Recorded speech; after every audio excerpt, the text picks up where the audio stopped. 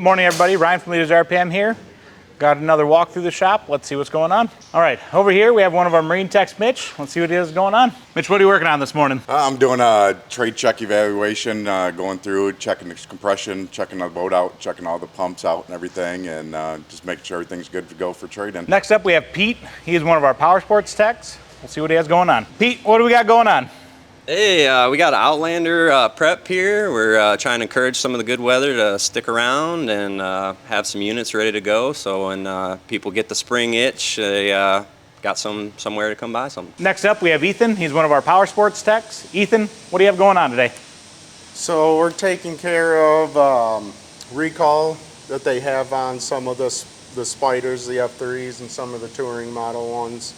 Potential output shaft failure. So rebuild the transmission with new output shaft, new seals, all that. So got to take it all apart, a bunch of pieces. Put it back together. And put it back together like a big jigsaw puzzle. So it's always a fun one. We've had quite a few of them. Starting to get pretty decent at them, I feel. Next up, we have Hayden. Hayden's one of our power sports techs. Hayden, what do we got going on? Today I'm doing a couple of pre-season services on a customer's Sea-Doo Sparks. Just doing some oil changes, inspecting wear rings, impellers, stuff like that.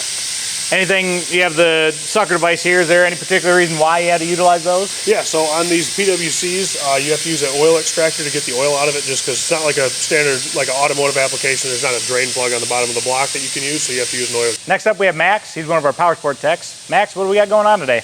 Today I am installing a turn signal kit on a General 1000. Is there anything else we got going on install-wise for this? I have a front windshield, a rear windshield, and a horn kit to install still. More than likely be done sometime today for the customer to pick Will be up. done today, for sure. Next up, we have Chad. He's one of our marine techs. Chad, what do we got working on today? Well, today we got a used boat prep, so getting this fine used product set up for its next new owner.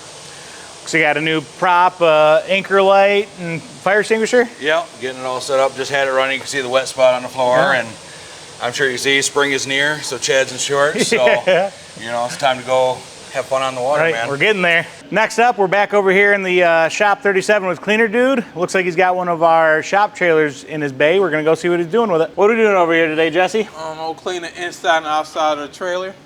As you notice, not a job too big, not a job too small. Cleaner Dude does them all. I'll make it look good. Next up, we are with Nolan. He is our yard manager in our lift bay where we have our tire machine.